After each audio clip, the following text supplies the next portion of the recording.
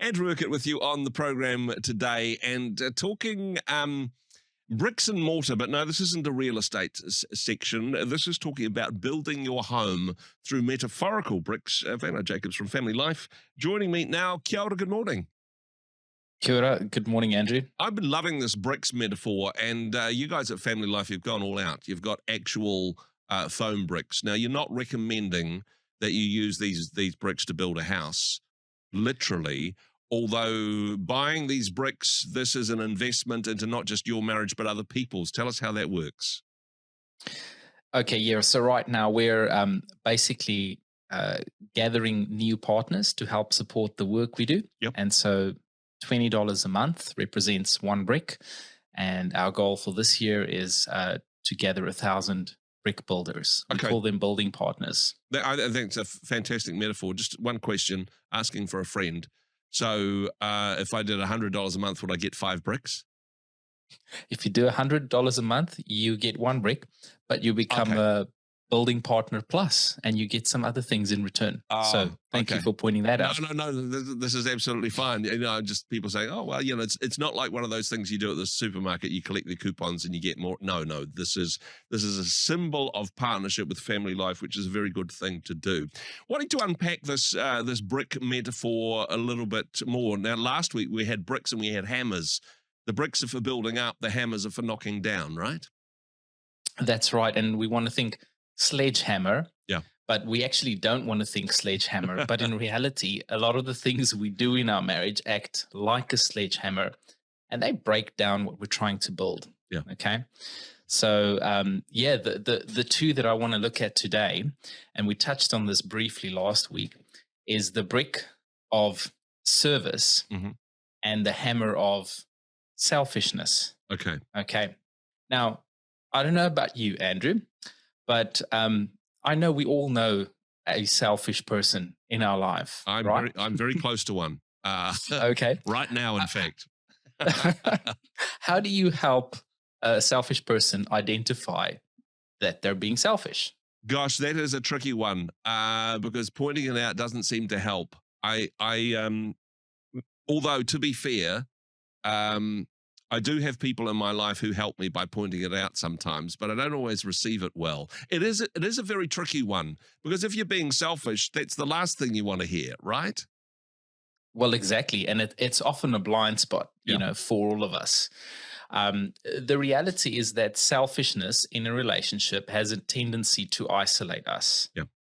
Right? Selfishness means I'm thinking about me and I'm not necessarily considering the other person's perspective or their opinion. Yeah. Now, although my opinion might be valid or valuable, selfishness means I'm not focusing on them as well. Yeah. There's nothing wrong with having an opinion. There's nothing wrong with having needs and sometimes even focusing on that self-care and those needs. But I'm talking about selfishness in the context of our relationship and how it would actually break down that relationship. Listen to what the Bible has to say about selfishness and why I think it's the hammer in our analogy. Philippians 2, verse 3 and 4 says, do nothing out of selfish ambition or vain conceit. Yeah. Rather, in humility, value others above yourself, not looking to your own interest, but each of you to the interest of the others. Wow. No, that is super good, isn't it? I mean, Paul said it really well. And he was a single guy, to be fair, because while you were talking, I was thinking, you know what, if you want to win every argument and get your own way about how you should run your life, be a single person. Marriage involves a little bit of compromise and a lot less selfishness, right? Well, there's another scripture that says, if marriage is for you, you know, so recognizing that it's probably not for everyone. It's not for everyone, but if you can grow into the bigness of marriage, I think is what it loosely translates to. Yeah. So there's definitely a call when we are married. We're talking married relationships, right? Think of another analogy around selfishness is you think parent, baby. Yeah. Okay. Yep. Baby wakes up in the middle of the night, crying because I have needs. I'm hungry. I'm sleepy. I've got tummy ache. Whatever the case, or I've got a nappy. So the baby cries, focused on their needs. and the parent response focused on helping the baby, Yeah. right? So, meeting their needs. Mhm. The thing is, on the one side of the spectrum, you have it's all about me, what I need, and I need it now. Yeah.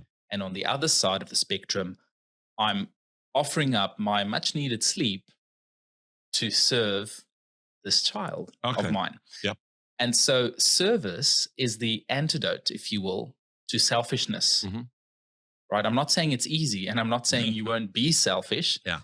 but I'm saying when you're tempted to pick up the hammer Yep. of selfishness, Mhm. or you're being made aware in your relationship that you've been acting in a way that was regarding your own interest, maybe more so than the others, Yeah. why don't you build the brick, right? Build the brick of service instead. Yeah. It's like an antidote, really. Mhm. And think of this thing of, okay, sure, I've got needs right now, but what's more important? And more often than not, what's more important is our connection, Yeah. what's happening in our relationship. And there's a beauty that happens in a flourishing marriage. If I'm meeting and I'm serving my spouse, Mm. then there's a reciprocation that takes place. In this environment, my needs are also being taken care of. No, totally, and that reciprocal aspect. I mean, hopefully, our husband or wife, our spouse, is also reading Philippians, and they're putting our needs before theirs, and it all works out well. And the other aspect of this relationship is you don't want to be the baby in the relationship. You don't want to be the one that says me, meet my needs. And hey, if you're a couple with young children, you need to take turns in that space, right? You need to You mean take turns in being a baby no, or in meeting the needs of the baby? well, possibly for some both, but I meant the other one that actually sometimes serving your spouse looks like saying, "Hey, that thing that you need to do, I'll do that. I've got that covered. I'm putting your needs before my own in this situation. This is the brick of Exactly. serving, right? Exactly. And look, later on in the series, we'll talk about the whole 50-50 mindset, because Okay. that thing of serving and then keeping score, that doesn't work either. So can I just raise the bar here? We're all hopefully disciples of Jesus. Mhm. And he actually says, if anyone wants to follow me, he needs to consider the cost Yeah. and take up his cross and Mhm. follow me and deny himself. Sorry, I just butchered 3 different verses in one there, but We're in following along. essence, Yeah. in essence, through service, I'm not doing it to receive something back. Yeah. I'm not thinking about what the outcome of this would be. I'm purely doing it in obedience to my Lord and the call to love others Yeah. through serving them. So today, if you can relate to the selfishness sledgehammer, and you may have employed that maybe one too many times in your marriage, why don't you take the brick of service instead? Exactly. And hey, be like Jesus, who is the mortar between our bricks in every strong marriage. Vaynard, of course, if people wanted to find out more, especially about those cool foam bricks, they can check it out at familylife.nz. Thanks for what you and the team do. Thanks for joining us. Awesome. Thanks for having me.